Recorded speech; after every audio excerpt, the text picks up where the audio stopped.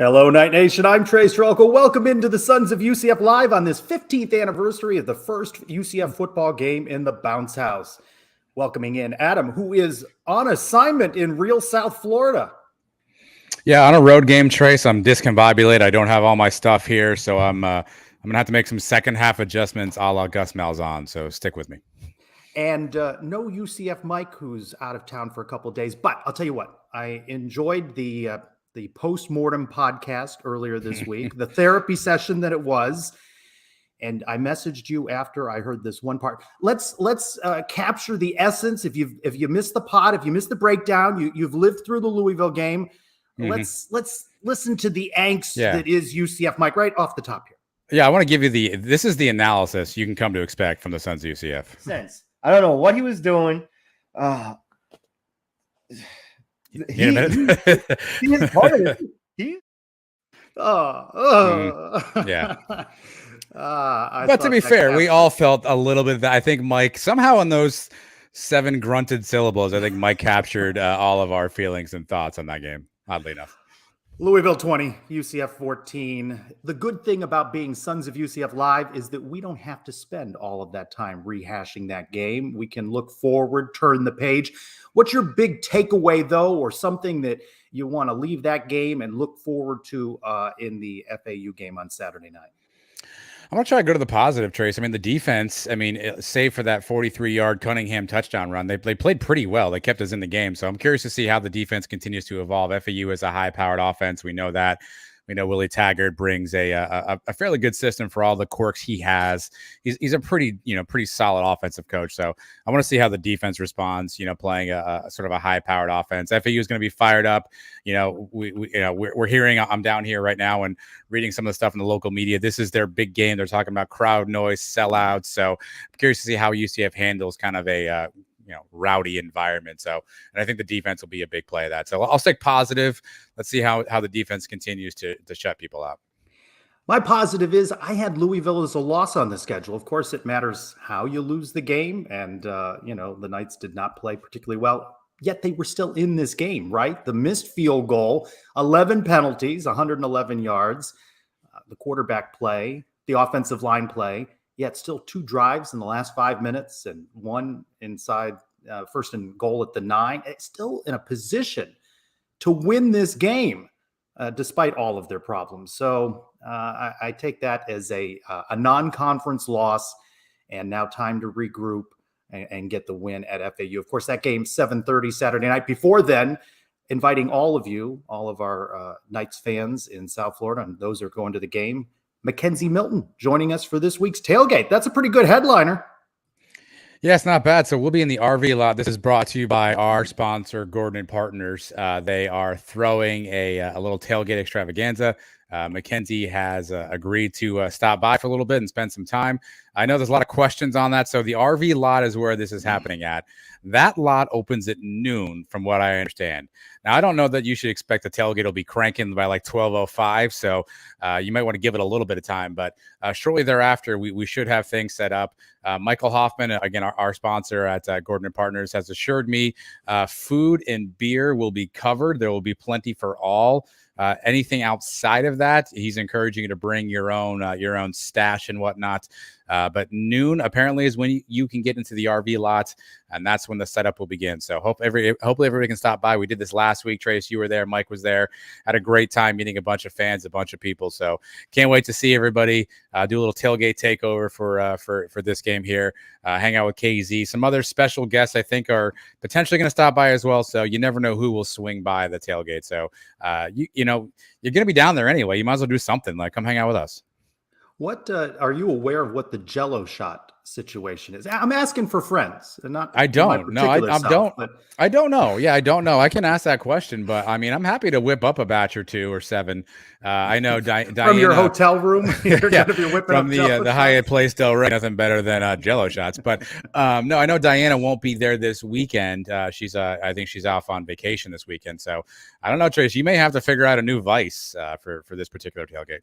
Yeah, that was good times. A lot of people turned out for the tailgate this past weekend, and it'd been nice if the weather hadn't messed things up early, because we crammed a lot of people in a short period of time. We're grateful though that so many people stopped by and brought stuff and just wanted to hang out and talk UCF with us. Yeah, it was great. I mean, we got to meet a lot of people that we've seen, the very same people in these comments right now that we hadn't met before.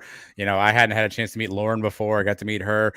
Brian W. Peterson, who, from what I was told by the friend that was with him, we now need to refer to him as Wild Bill Peterson. So the W stands for William. We're supposed to call him Wild Bill Peterson. So whoever that friend was, Brian, I apologize. We got to meet Robert, who has obviously been following along with us and a part of our little circle of family here for a while. So it was just a great opportunity to hang out with everybody. Hopefully we can do it all over again this weekend here in Boca. The king of Jello shots. I don't know if I need that moniker. I saw the comment from Jan and Britt. They're going to be at the game. Don't forget, they're planning a big special thing for Britt's bunch at the Poor Choice Orlando on Saturday, October 15th. I told Jan that I would work that in. Of course, we're going to talk about it more in the weeks ahead. Coach Malzahn, Monday, in his media availability, he fessed up, right? He took his lumps on the penalties and the play calling. And I know fans don't want to hear that, but we spent a couple of seasons with Josh Heupel not taking quite that same level of accountability. So it was nice. And Coach Malzahn says he just wants to put Louisville in the rearview mirror. You got to move forward. We got a lot of football left. We're capable of being a really good team, and I think our coaches and our players understand that. But you got to figure out a way to learn from it.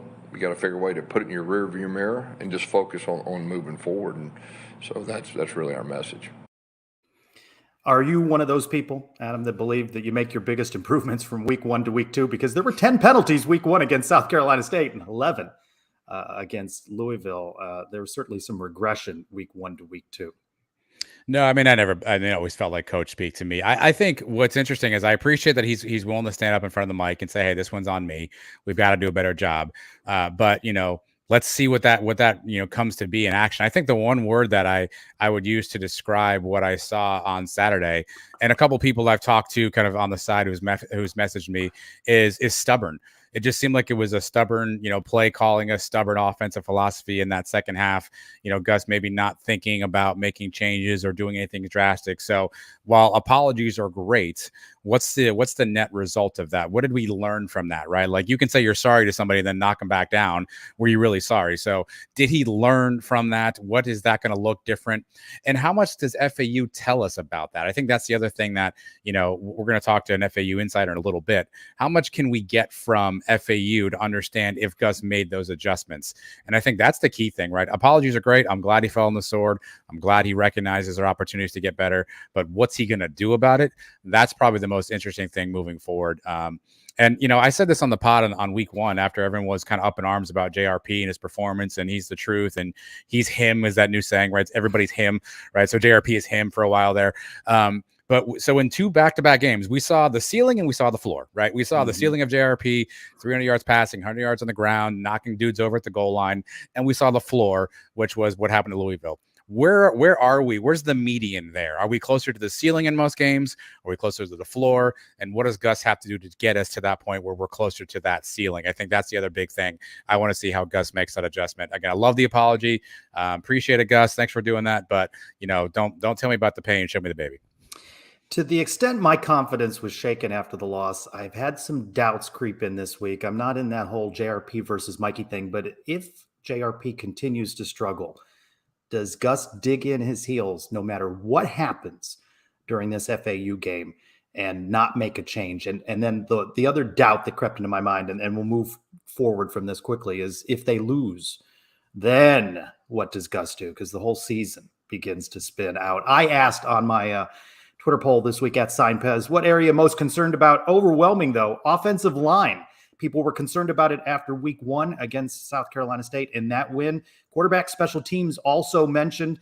A lot of people writing in the all of the above. Let us ask former UCF quarterback Nick Patty, who is good to join us again on the Sons of UCF Live. Nick, welcome back.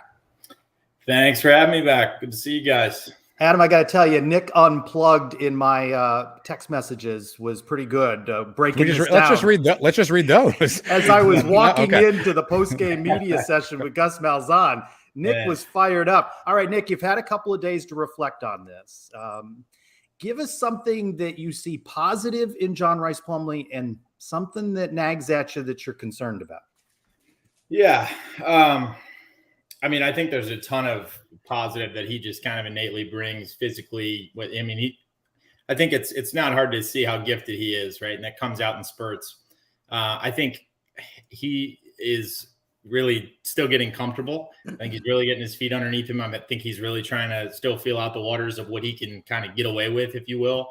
And I don't mean that in a bad way, more so than just I don't think he's extremely comfortable to just let it rip. Even after week one, where he looked really good, and like you said, you saw the ceiling of what he can bring to the table. I think within this offense, he's still getting comfortable with all the little wrinkles, and when you can see that kind of start to really come out, and he's playing without a leash on, if you will, because sometimes with a new system, right, it slows you down, and you may take that half a second. I think we saw that a couple times in really key situations with him this past week. So.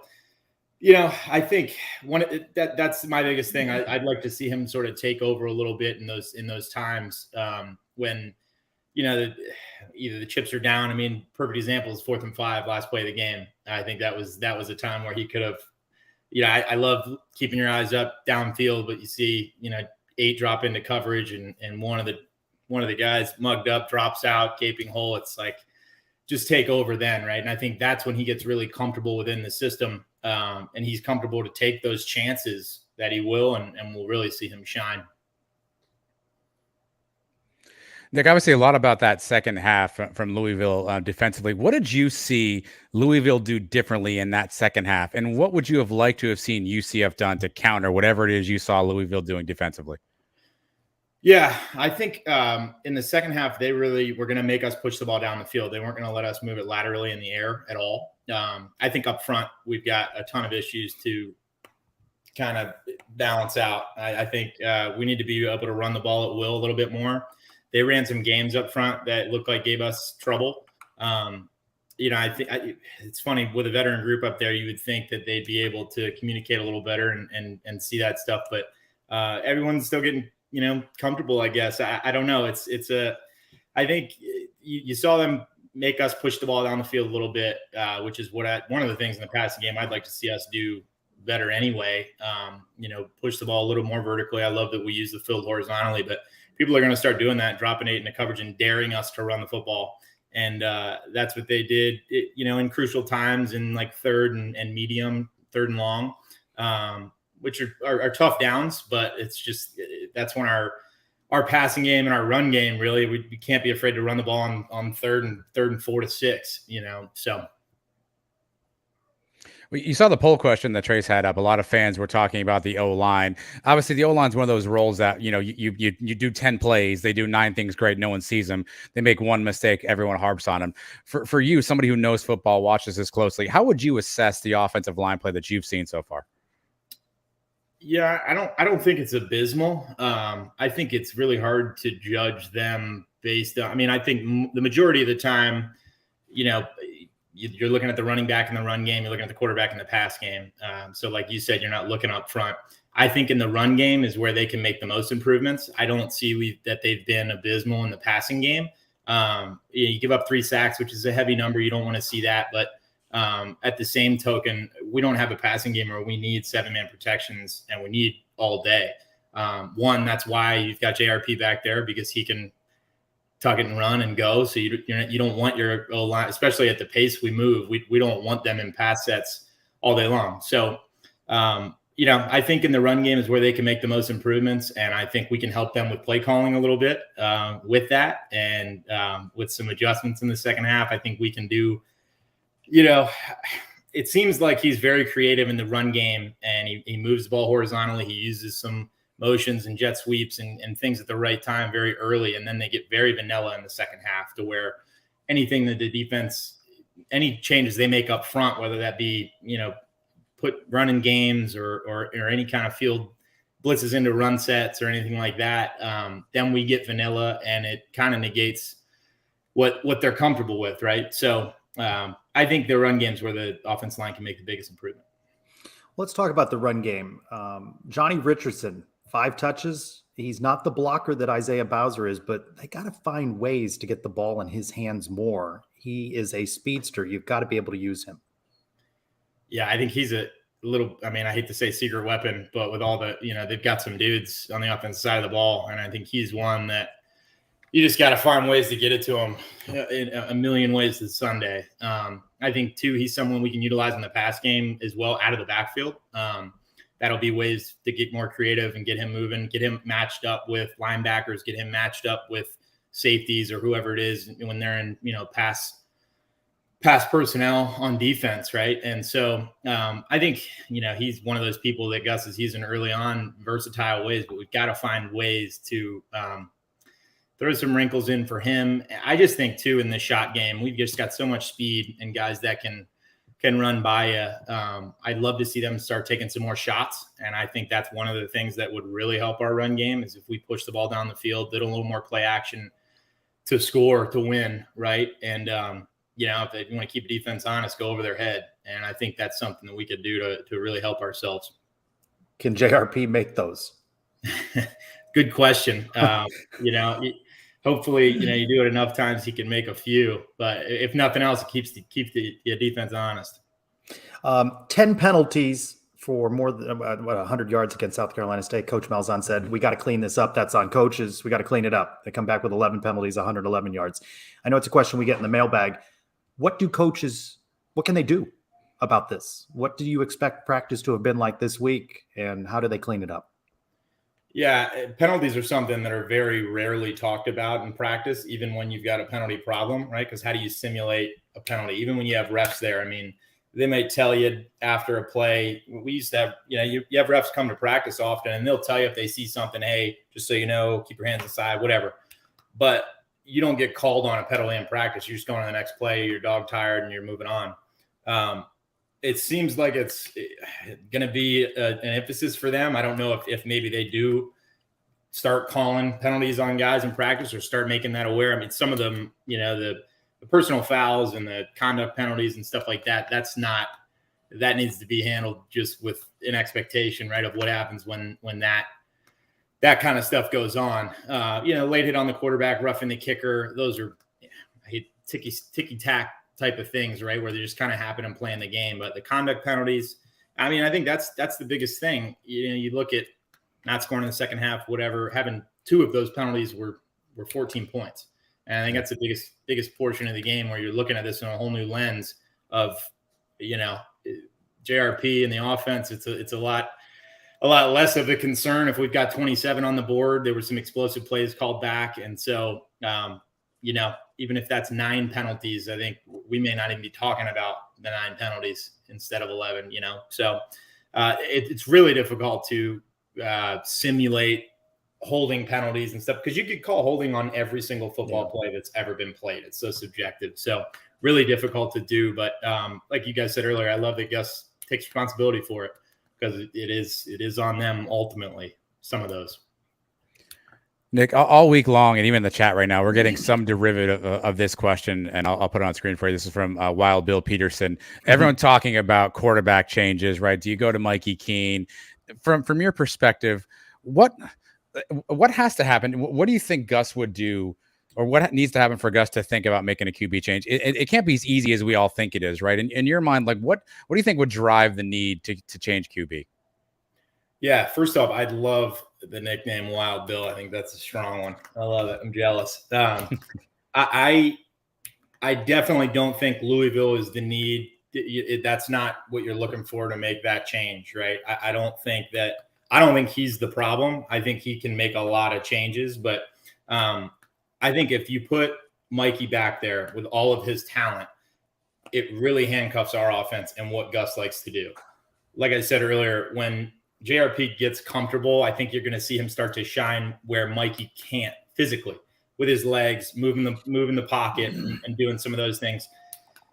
Maybe he's got a better gun on him that he can do some things in the passing game, but that's not really where Gus shines. I think they need to have a really long rope with JRP, in my opinion. I think if turnovers become a problem, if there's if there's an issue with personnel and stuff where JRP can't get it together, and maybe some of the penalties on the offensive side, if who knows, if those type of things don't clean up and you just can't get anything going on the run game, if the turnovers keep up, I think that's when you make a switch. But until then, I really think you should give him some rope to find his groove. And not that Mikey isn't capable. We saw what he could do last year, but I really think it handcuffs what Gus wants to do on the offensive side of the ball when he's back there. So, Nick, I know you experienced this in your time with Scott Frost. How challenging is it when your head coach is also your play caller? Does that present different challenges for the offensive staff or the quarterbacks, right? Because when the defense is on the field, Gus is still involved in the game, right? He's still looking at what's happening, helping make decisions, make calls. So he might not be as involved in some of the conversations. How challenging is that when your head coach is also your play caller? It is difficult in between drives. Only because you don't get that conversation. It's through a medium, right? You have the same conversation, but it's with the QB coach or in this case, the would-be OC, where it's, hey, what do you see? What do you like? But when he's not pulling the trigger, that it's just, I don't know, almost as if because I saw a similar thing when I played receiver, right? I just talked to the receivers coach, but it really wasn't going to the coordinator. So it's like, I can tell you all we want, but we're still going to do the same thing. And whatever, it's the same thing. And it's almost frustrating because when you do have an offensive coordinator that you can talk to, tell him what you want, and you kind of have that expectation of what is going to happen in the next drive, he takes that and says, all right, well, what do you think if we're thinking about going to this, right? We're thinking about mixing this and we're thinking about switching this up. What do you think? What do you see? Great. And then as a quarterback, mentally, you have that expectation of kind of where his thought process is.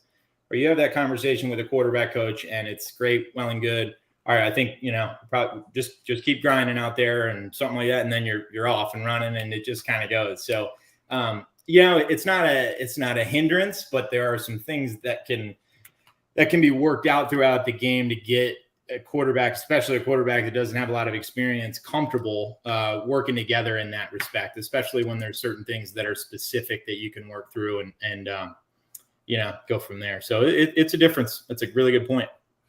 Since Scott Frost has been brought up, what is your opinion of the decision Nebraska made to let Scott go? I think it was an expensive 3 weeks that they didn't expect to buy them. You'd like to be fired for $15 million. Man, it's like Ogeron said the other week, man. Tell me what time to leave and what door you want me to walk out of. I feel for those guys, man. I'm a huge Scott Frost fan, and I was really hoping that they would do well. That's a bummer to hear. That's poor news. Ultimately, you can't blame them, right? They're just got to make a decision at some point. They've had a pretty good rope there to get some things done. It's frustrating. I feel for those guys. Let's talk about the night's special teams. Daniel Obarski misses a 32-yard field goal. It appears that he doesn't have confidence at the moment, and you can't imagine Coach Malzahn and staff have confidence. I asked Coach Malzahn about it on Monday, so there's going to be competition. But Daniel emerged out of preseason camp as the starter. If they're down there again, they need a 32-yard field goal. They're 4th and 5. What do you think he does? Does he? Is it Daniel? Is it Colton Boomer or Riker Casey, or is he going for it 4th and 5? Yeah, it's who knows? I think special teams is a giant question mark. Not only from our place kicker, but our punt game is abysmal. We can't flip that was a major problem in the last game, not flipping the field, losing those hidden yardage. We just couldn't help ourselves with 3 punts that I think really put us in a bad shape for the next drive. But, I don't know. The field goal thing is tough. I don't know how the other kids are. I haven't seen them much. I know the subset of what we have with Obarski is not great as far as right now is concerned. Anything from distance too is where you'd like to see. I don't have confidence that not only these past couple games with some missed kicks, but just his power in general, his leg in general, it's suspect to me. And I don't know. I think if they could get creative on 4th down, if they could get some things that very situational in that respect too, right? If you've got some confidence in some play calls, but at this point, I don't think it's bad. Maybe in an FAU to give someone else a kick or two. I think it obviously terrible to mess with a kicker's psyche. Those guys are wired so differently, and it's really tough. And you think switching a quarterback in and out is bad. those guys are absolute head cases, as we all know. But yeah, at this point, I just think it's something for the longevity of the season that it could, be a game changer for us. Could be a major difference maker. But the defense, can we be positive as we go on to FAU? Defense going to keep them in a lot of games. If you told me a week ago we're holding Louisville to 20 points, I feel like they come out of that with a victory. Defense, for the most part, contained Malik Cunningham and has looked good through 2 games. No doubt. Yeah, earlier, I guess starting the show, I started pretty negative, but that's a shining point of what we have going on. Mike's not here. Somebody had to fill the role. Right. I know. I had to keep my text feud going into the segment. No, I think it's a major shining spot where we had a lot of question marks going in, right, with our linebackers and some of the things they could do. I think, like you said, 20 points, you cannot ask them to do anything more than that, especially against Cunningham, who can just create a ton of offense. And I think they did a good job. They did all you could ask them to do. He's going to make some plays. It's going to happen. They did a good job moving him horizontally. They did a good job in the run game. And I just think that they're going to have to try to create some more turnovers for the offense until they can get going. And that will be, I think, who makes up for some of the special teams blunders, moving forward is the defense. That'll bridge some of that gap. All right, Nick, let's wrap up with this. Do you feel good about the Knights coming out of Boca Raton with a win? I do, yes. I think there's some final word right there. Let's just go with that. Yeah, I do. Yeah. You're down in real South Florida, right? I'm in Jupiter, so I'm a little bit north of Boca. So going to the game? I will be in Buffalo, New York for the Buffalo Bills game, unfortunately. Man, say hi to Gabe. I will. I will see Gabe. Gabe. All right. Nick, we will talk with you again, hopefully after a Knights win in Boca Raton. Absolutely. Thanks for having me, fellas. All right, Nick. Thank you. All right, Adam, you feel a little better? Yeah, I mean, look, I think Nick has a really good perspective on what he sees. I like that he's, of everybody right now, the sort of hot take, the agenda seems to be, we've got to shorten the leash with JRP. I liked his thought process on we need to give him more of a leash and find ways to use him better. I think that's an interesting perspective. And that kind of points back to coaching, right? It feels like what he's saying there, reading between the lines, is Gus and that staff have to find a better way to use JRP. So it sounds like, without saying it, being the super nice guy Nick is, it sounds like he's saying, hey, coaching staff, use this guy better than what you did this past week. Guess we're going to find out. We're going to get a little bit about FAU in a moment, but let's go around the kingdom. Just before we came on, volleyball out in the Jayhawk Classic, they won over Omaha 3-2, but moved to 6-0. They came off the weekend sweep of UNC Wilmington, Miami, UIC. They've got Kansas, a future Big 12 opponent. That's Friday, and they wrap up the Jayhawk Classic with Lipscomb. But Knights come from behind. They win that 3-2 out in Kansas. Women's soccer, I got it on the tablet right next to me here. They are scoreless in the early going at Memphis. Their Knights are 2-2-2. They lost to number 2 North Carolina. That's back-to-back losses. Number 2 North Carolina, I think Ole Miss was 13th. 2-1 losses. They've got this one. Then they go to Texas on Sunday. They probably don't come back. I'm not sure. I didn't ask head coach Tiffany Roberts-Zahadak that. Well, Trace, have you talked to her recently? I have talked to her recently, and you can find that on our YouTube channel. I included those bites. I noticed in the starting lineup, Kristen Scott not in. Coach Zahadak was coy about whether she'd play, kind of an undisclosed injury. She went down right before the Ole Miss game, didn't play in that game, and hasn't played, and is not in the lineup for this one. So they've got Texas on Sunday, so another short-lived future Big 12 matchup. And then men's soccer, 3-1 after a 3-2 win over UC Irvine. They open conference play. I think I wrote Memphis. I meant Temple. I think they open against Temple. So that's a typo for me. I'm pretty sure they're in Temple, not Memphis. Confused the two. I did talk with Coach Scott Calabrese. I'll drop those on my Twitter on Friday in advance of the Saturday game, and then I'll get those to you if you have time. You can upload them on the Sunday. Nothing but time. Nothing but time down there. This Hyatt Place Wi-Fi is fantastic. That's tremendous. It's always dicey when you're in a hotel room. I can't believe you've been able to hardwire in. That is not always an option. You never know. I sweet talked my way into a LAN connection, so we're good. Gotcha. So sometimes it's special needs rooms. You're like, hey, where can I hardwire in? What rooms does that have availability? Let's get to know more about the Owls. Let's welcome in Kevin Fielder. He's the publisher for Owls 24/7. You can find him at the Kevin Fielder. Kevin, welcome into the Sons of UCF Live. Thanks for having me, guys. I guess it's a big game. It's been what, like 4 well, you years? just undersold that right off the top. Damn, sorry, guys. No, I mean, what? It's been 4 years since the last matchup, I think.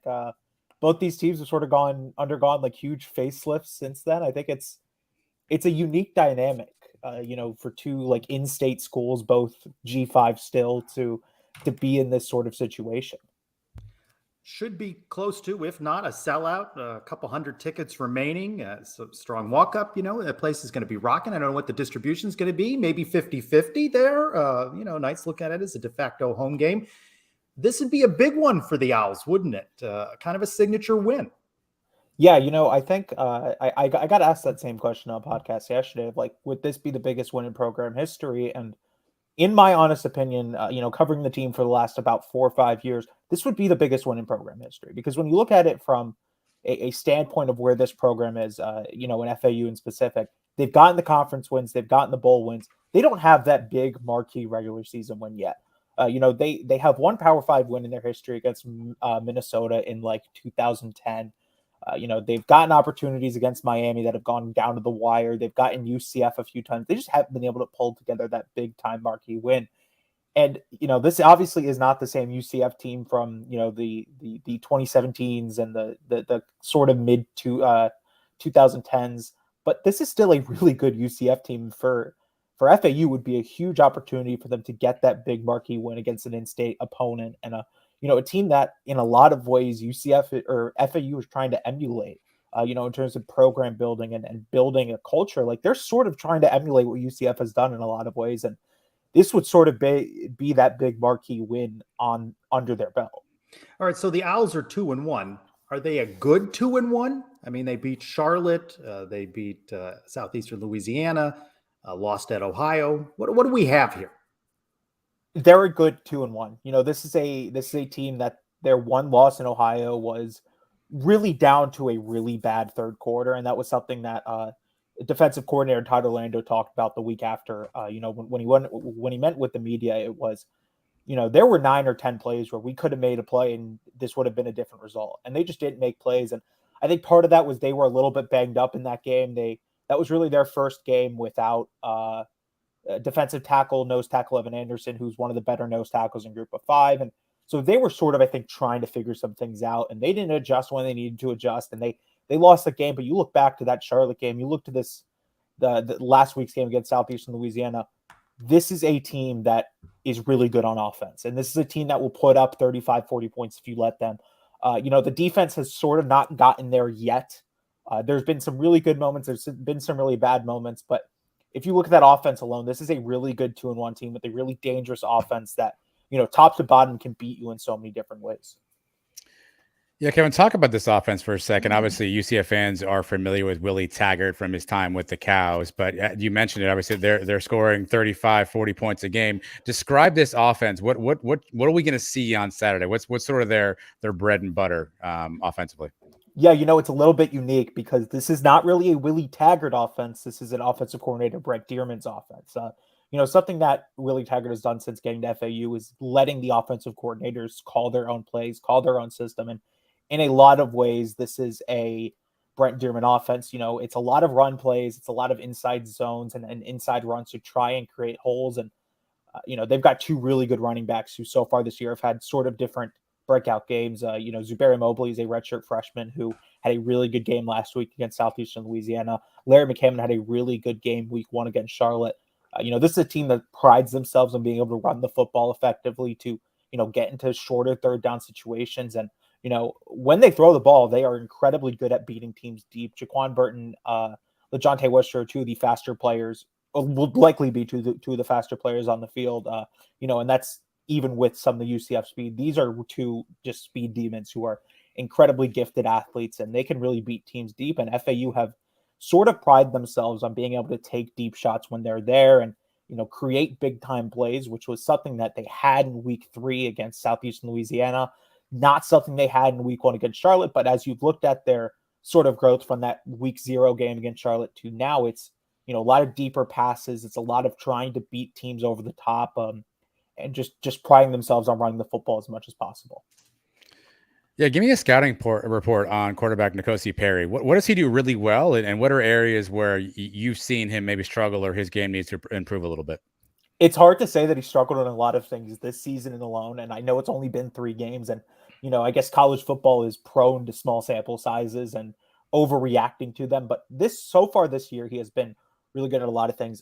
Over his time at FAU, sort of the biggest problem has been decision making. I think there are times where he sort of doesn't get fully to where he needs to be in terms of decision making, and will make some bad decisions. And we sort of saw that in the Southeastern Louisiana game, where there were a couple throws where he would throw it into triple, double coverage. But overall, the thing that he just thrives on is making quick decisions when they're there, and just making the right throw at times. He is a incredibly gifted deep throw or deep ball thrower, even back to his time at Miami, and even early on at FAU. It had been a lot of deep throws, and last season there were a lot of deep throws where he just wasn't able to get them, and it wasn't even his fault. It was great throws, dropped passes. They have not had those same drops this year, but he is an incredibly gifted deep ball thrower who can beat teams for those 40-50 chunk plays. Not bad on his feet. He can definitely create some plays on the ground. It was a little bit more of the offense last year than it has been this year, but he is capable of beating teams on the ground. And the thing that's really stood out to me this year has been his pocket presence. He is so much more comfortable in the pocket this year, and he sort of trusts the offensive line to hold up a little bit more. And as a result, they've been able to get more time for plays to develop deeper and, get those chunk plays that I've mentioned. All right, so you described the offense, trust the offensive line, deep passes. And Night Nation, they don't overreact much, but those are 2 areas that they're a little concerned about after the first 2 weeks. Knights, maybe not the best game they've played offensively in the loss to Louisville. What can UCF fans expect from the Owls defense? Again, they gave up, 41 to Ohio. Oh, they're going to get aggressive. This is a Todd Orlando defense that will send 5 or 6 guys as much as possible. And they've sent 5 or 6 guys from a lot of different places. The play of nickel cornerback, Jaden Williams has been impressive this year. He's got like 2 or 3 sacks. He's got a whole bunch of pressures. This is a team that's going to play a lot of single high man coverage and send a lot of guys in to try and confuse defenses. It's had sort of a mixed result. The Ohio game was one where they were able to sort of exploit them. And I think part of that was, FAU sort of started to play really off coverage and not try and press at the line of scrimmage and not try and create things at the line of scrimmage. Or instead, what they did was they sort of played off coverage 5-6 yards back. And, as a result, all Ohio did was dink and dunk out routes, 5-6 yard out routes for chunk gains. And the biggest thing I think is that if FAU can get aggressive and start generating pressure, that's where their team is at its best. Because when they put guys in the box and they can play that aggressive pressure and keep those 2 guys on islands, it's a dangerous game for other teams because they've got really aggressive cornerbacks who can make plays. Smoke Mungin is a guy who had a pick, who had a couple picks last year and has always sort of been involved in plays. On the other side, Justin McKithen has been sort of a impressive find for FAU this year in specific, and he's got a pick 6 this year against Charlotte. As I mentioned, Jaden Williams, super aggressive, can make a lot of big time plays, and their safeties is led by a very experienced safety in TJ Young, who had a really good season last year, is having another really good sort of start to the season now. Just a lot of cover 1s, cover 0s, trying to get aggressive. And, when they're able to do that, this is where this defense is going to be able to create havoc. So where are the Owls vulnerable on defense? Give Knight fans some hope here as they go down to Boca Raton, okay? You've made the offense out to sound great, and now the defense out to sound great.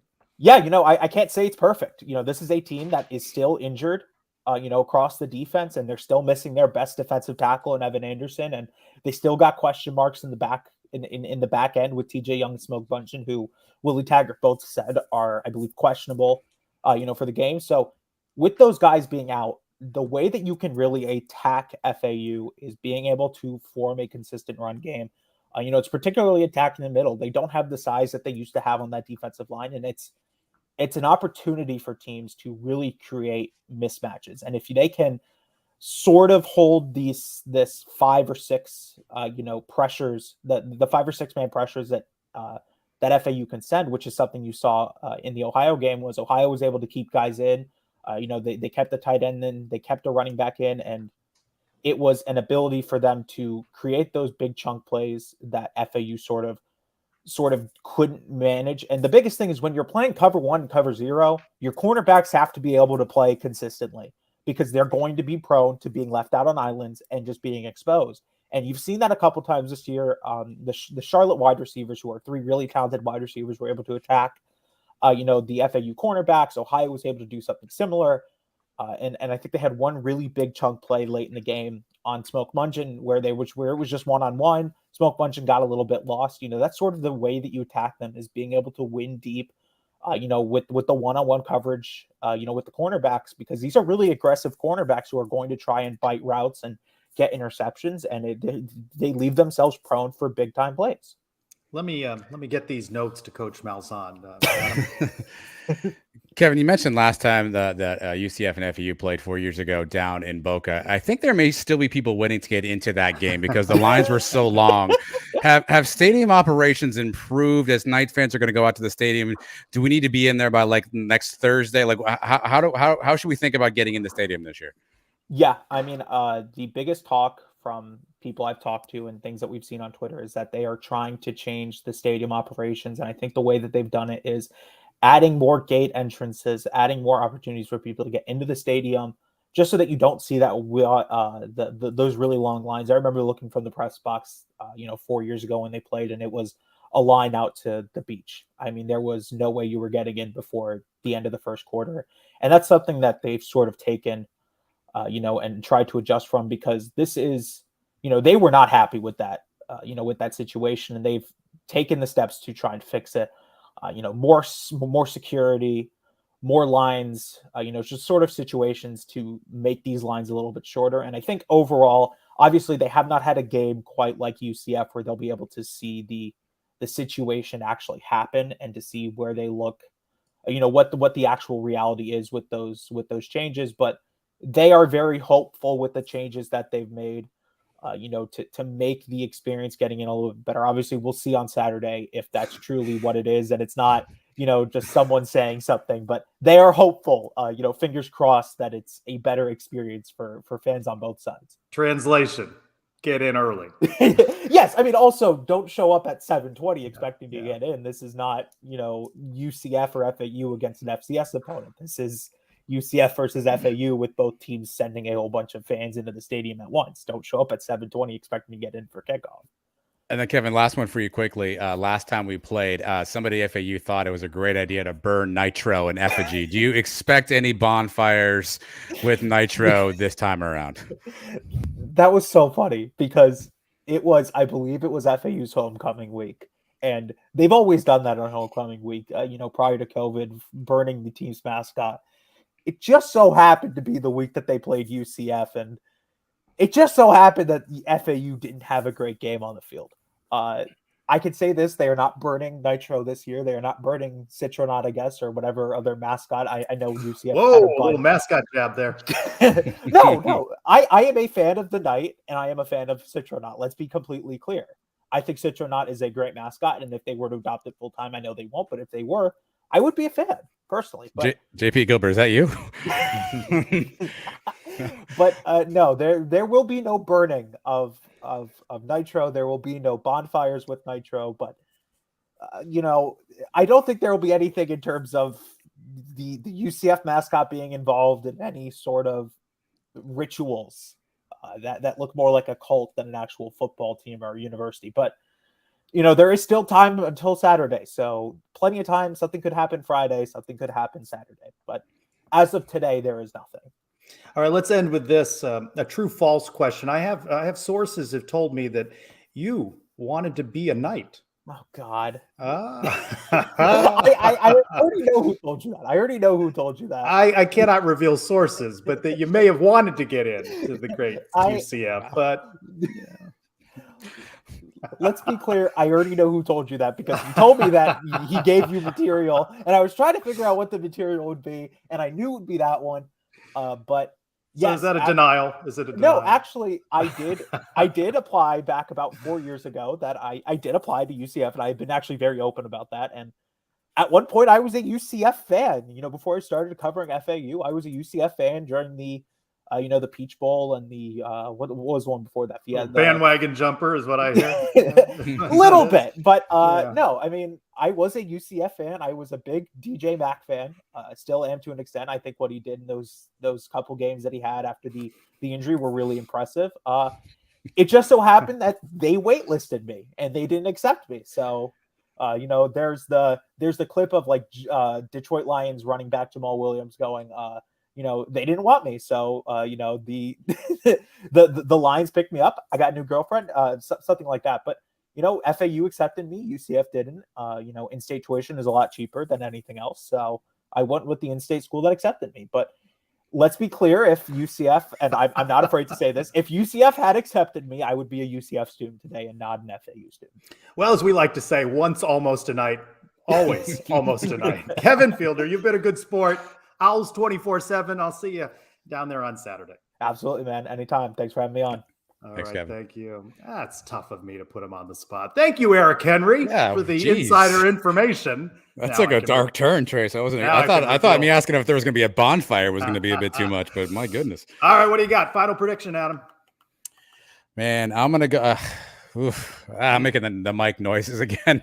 Cue them. What's Mike's opinion? Do you have that? Yeah, let's get back to Mike's opinion. Let's see what I don't know what he was doing.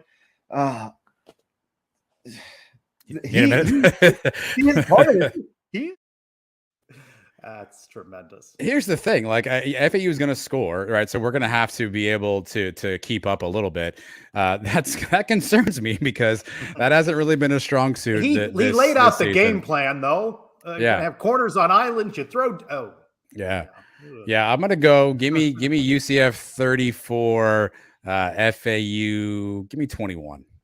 Are there field goals there? Is that a missed extra point? We're just going to go for two, a couple of safeties. Maybe JRP can kick. Let's just put two problems and solve them all together at the same time. I'm going 28-17. There will be no attempted field goals. There probably shouldn't be. All right.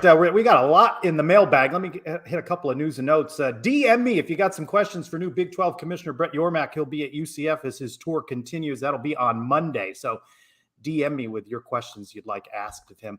UCF Athletics Hall of Famer inductee Latavius Murray signs with the Saints. Will he be available now for the induction ceremonies on the 23rd? If you bought a ticket to that already, you probably would like to know that. And what bowl? I got to do this with my mic not here. Bowl projections: UCF Army Independence. Couple of sites have that. UCF Pittsburgh Military, UCF Syracuse Military, Texas Tech in the Armed Forces Bowl. Maybe premature for bowl predictions if we don't win at FAU on Saturday. Texas Tech might not be bad. A future Big 12. How about them beating Houston? Item? Yeah, I could. Where's that at? What'd you say? What bowl? That would be the Military Bowl, or That's no, Virginia? Armed Forces Bowl. Armed Forces Bowl. Is that up in Virginia? No, that one's in Texas. Oh, all right. Maybe. All right. Thank you, everybody. We got like 24 questions, several along the same theme. We are going to do our best to get through these. We got some walk and talks too. Let's start with Robert. 2 letters, 2 words. Hey boys, 2 letters, 2 words here with a question. If in the first half of the FAU game, JRP is struggling and not moving the offense, does Coach Malzahn flip and put in a different quarterback? And if indeed he does flip, does he go with Mikey Keene or does he go with Thomas Castellanos? Interesting to hear what you have to say. Go Knights, charge on. Robert is sly there, isn't he, with that Yes. camera? Did I do better? Did I do better on my camera situation? I'm working on it. Yeah, it can't get worse. Here's the thing: Trace was not looking. Actually, that first flip, I can see his head was down. There was 2 flips in that camera angle, and I think from what I'm hearing, I think Tommy gets the nod over Mikey. I don't even want to consider this, but let's ask another quarterback question from JP Gilbert. I missed a quick one, so everyone listen up quickly.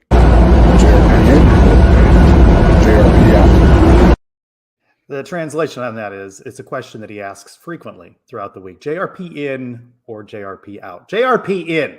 Rebound this week. going to have a better game. They're going to craft a game plan that makes sense for JRP. Yeah, I mean, I think he's in. I don't see Gus changing his mind right now. I think he's going to stick with JRP. So I think it's JRP in for the foreseeable future. All right, at Knights fan 94, true or false, Adam. Gus appreciates my press conference questions. I would give you credit. Like, everyone had a lot of questions, a lot of pointed questions for Gus, and you asked him. You actually asked him a follow up before he had a chance to even go to somebody else. So I appreciated that you were asking those questions. I know I saw a few fans talking about that as well too. So I'm also sure you're probably banned from future press conferences, but I appreciate you asking him. That's all I can tell you. Unger to Unger, did Mike wear his unlucky jersey on Friday? I asked Mike. He did not wear that unlucky jersey. No, I was next to Mike throughout the entire game. Mike, we're lucky Mike had a shirt on at all. At UCF _ blue 626, is it time to retire the big game gold uniform combo? I am jinxy like that. So if you lose in something, you gotta retire. I agree. I think Big Game Gold lost its luster a while back. It's a cool uniform combo, but I mean, at some point we have to start defining Big Game. Adam, why don't you explain where you are to answer Lauren's question? I too am amused by the. No, there's people running past me here. There's a little guy. He's over there. I don't know if you can see him. He's hanging out. Yeah, we're just having a good old time. My wife actually crawled behind earlier. That was fun as well. The voice working my favor of the Sons of UCF Pod, your wife. You're ripping the kids out of school for this one? That's what a good father does, Trace. That is good dad stuff right there. At Spursy Night, what do you see as the biggest issue with the team right now? Offensive line showed up in the poll. Do you agree, Adam? Something's not going right with that line. I don't know exactly what it is, but something isn't clicking. In some respects, is it JRP? I mean, I'd love an offensive line expert to tell us, is JRP, running into sacks? Is he running away from sacks? Is he helping things out? Is he looking at one read and maybe not making the right read? I think it's a perfect storm of things coming together. But I do think Nick said it earlier. I think there's opportunity to improve the O-line, particularly in the run game. But I don't know if it's fair to put it all on them. At Golden Knight _ the second, do you think we gambled and lost this season when it comes to the transfer portal too soon? It's too soon. They're 1-1. It's too soon. Yeah, but here's the thing, Trace. People are in the portal for a reason, right? Like they're leaving their school for a reason, and sometimes it's good. Sometimes there's they stuff. Can't play. Exactly, but I think it's going to take time for that to come together, and I do think there is something to. I'll play conspiracy theory. You bring in so many transfers, you move them in positions. I think you have to be very careful that you have really good team chemistry and team culture. I'm not saying we don't, but if there's any crack in the team culture, then it's going to show through, particularly after a tough loss. So I'm curious to see how they rebound after this one. On that point, I thought it interesting in the post game. The players said that they weren't going to let this divide us. But if you go back and listen to Josh Salazar, he said we did our job. He sort of made a point of it. Maybe I'm reading in a little bit to that, but it seemed like the defense said, "Hey, we kept giving them the ball," and then you wonder back to that chatter that maybe Mikey Keene had performed better in preseason camp in the fall, and then the job goes to JRP. So. Boy, oh boy, you don't want to lose this week, or those sorts of divisions become bigger. At 3 Knights 7, is the play calling lacking the creativity many think, or are we overreacting? I think a little bit of both is what I would say there. A little bit of both. I think that some of the play calling, especially when you get shut out in the second half, I don't think Gus put John Rice Plumlee in the best positions to succeed at times. Our friend Diana Mims read 2 games in a row, penalties kill us. How do coaches address that? We asked that of Nick. Some of the bonehead stuff you can get on him, but how are you going to practice on holding, right? What can you do there? I think, and I went through this in the Padres, there was just some backbreaking. We know about the 2 penalties that had touchdowns coming back. We get a turnover. We get a 15-yard personal foul penalty on Sportsmanlike on the sideline after that. 2 roughing the passer penalties. 2 plays later, Malik Cunningham dances in the end zone. Those are just backbreakers, right? And I think the challenge is there's holding on every play. We all know this. But if you give the ref an opportunity to take their flag out of the pocket and throw it on the ground, sometimes they're going to take it. And I think we just have to be careful about how our teams are structured. But you've got to get rid of the self-inflicted 15-yard unsportsmanlike type penalties. Those things are going to be backbreakers down the road.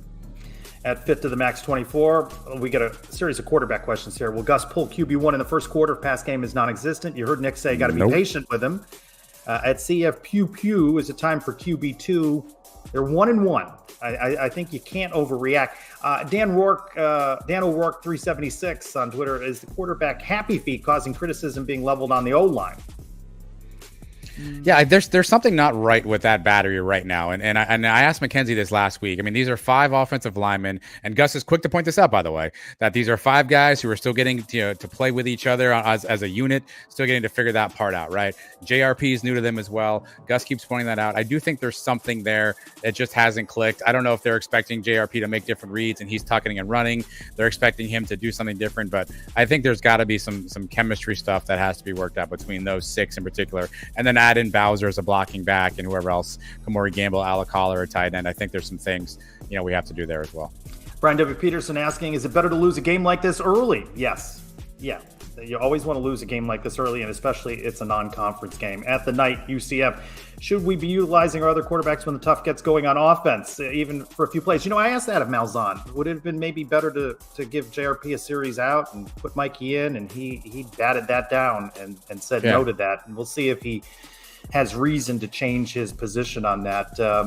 I think Trace, sorry, that's gotta be tough to do unless it's planned, right? To grab Mikey Keene cold into a game plan that maybe he didn't have a hand in or he wasn't really executing in practice and say, hey kid, here you go, go run a couple series and then we'll bring JRP back in.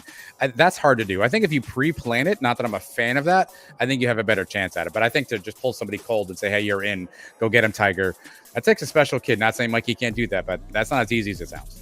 At Free Sport Travel, conspiracy theory, he thinks maybe Mikey has a deal that don't play me, I'm transferring out unless there's a significant injury. I don't think any such deal. I think they may try not to burn his eligibility, but they're going to do what's in the best interest of the team, is what I think. Yeah, I'd find it hard to believe that they sat down and shook hands on that, but I wouldn't be surprised if that's not something that's in the back of both of their minds, right? To say, hey, let's think through that. But look, for whatever you think of Mikey Keene, we all owe him a debt of gratitude for the service always. He put in last year. And I don't know Mikey personally. I'm not gonna pretend I do, but he's I gotta think if Gus came to him and said, hey, we need you. I don't think Mikey's going to be like, well, I got that red shirt. I think Mikey Keene is going to be a gamer and he'll be behind center. So even if there is a deal, I think, that's written in pencil. I think that gets wrapped up pretty quickly. At Armored_up, is Isaiah Bowser effective at running the Wild Knight? Yeah, but has Isaiah Bowser been himself the first 2 games? I think is a question. Yeah, it's tough though, because he's taking on more hits, right? Like when he was successful last year, you think about the best we saw Bowser just killing Florida at the end of the Gasparilla Bowl and that Boise game. There was a threat of passing the football with somebody named Dylan Gabriel, right? Bowser taking one guy on can make a move, hit a guy, make a miss. Bowser taking 3 guys on is a much different scenario, and I think that's a part is the running lanes have been clogged. And Nick said it earlier, so I don't know if it's as much Bowser's as much as he's not getting the room that he needs to be able to run the ball effectively. At UCF_RY, curious about why we haven't seen other running backs like Mark Anthony Richardson. That would have been one I would have thought we would have seen in game 1. Again, looking back at that game, a 56-10 win, a lot of guys you thought were going to get playing time didn't see playing time. It's curious, what good is all the depth if some of those guys don't get touches? At BlackGold_Ed, O-lineman Ryan Swoboda, 6'10", too tall to be effective? His question says they're not really any 6'10" offensive linemen in the NFL. Yeah, when we had Leger Douzable on, I asked him how we'd attack a 6'10" lineman, and he was like, hey, we're attacking him at the chest, seeing if he can go low and bend. Swoboda's had a couple of penalties. I don't know if he's had the cleanest performances. But he's a veteran offensive lineman. But 6'10" is certainly a bit of a larger human than you normally see on offensive lines. Ed Zeebles, UCF, says, great meeting you guys. Great meeting you too. Says, a lot of talk about Brian Blackman being a coach on the hot seat, amongst other issues with Coach Blackman. He says, too early, and what other coaches might be considered, and why is that coach Herb Hand on the hot seat? Name names he is. Yeah, I mean, it's probably a little too early to start firing coaches, with all due respect to UCF Mike, who's firing everybody. Special teams has to improve, though. I'm not saying that that needs a coaching change, but that unit struggled last year, struggled this year. At some point, that's got to improve. At Todd A. Bryant, follow up to a question he asked a couple weeks back: is it finally Colton Boomer time? if he is clear and fine, he had a little bit of a quad thing going on. I think you got to give him a look. The confidence is not there at right some now. point, Trace, you got to save Obarski from himself. At some point, this is a mental thing. Yeah. You've got to give the kid some time to unclog and to sort of just get himself in a better headspace. Like at some point, it's detrimental to keep throwing him back out there. So if Colton Boomer has a right leg that swings forward and kicks things in the air, I think he should be on the field. If he doesn't, find somebody else who does. At M_M in UCF, could we measure pregame punt distance versus game distance? Longer in the pregame, shorter during the game. That's all I know for sure. As you heard Nick say earlier, punting maybe let us down a little bit, which of course shows you why you can't take a whole lot of stock in these watch lists in which punters are on watch lists and things. Andrew Osteen owns Daniel Obarski like a cookie cake or something, because we're all focused on that. Yeah. That's going a little under the radar. Yeah. At Danny Pin NYC, how many years will it take for our offensive line to be at a Power 5 level? I think that's a good question. And again, I've talked about this. I thought of all of our Big 12 guests over the summer. The one from TCU had said, hey, Knights fans, tap the brakes. You're going to have to upgrade your recruiting. It's tougher to go to this Power 5. And I think you see a little bit of that against a Louisville, which does concern me, against a Georgia Tech a week out. Of course, you got to get by FAU. That is a big area that the Knights are going to have to make significant strides on. Let me ask you this, Trace. Do we see the same 5 this week in the same positions? No. Okay. That'll be my prediction. No. At UCF Guy 23, interesting here. I don't know if you're a stander or a sitter. I know you like to go up to the top there and watch. How do you balance standing and cheering versus having consideration of those that might be shorter or can't stand multiple times per game?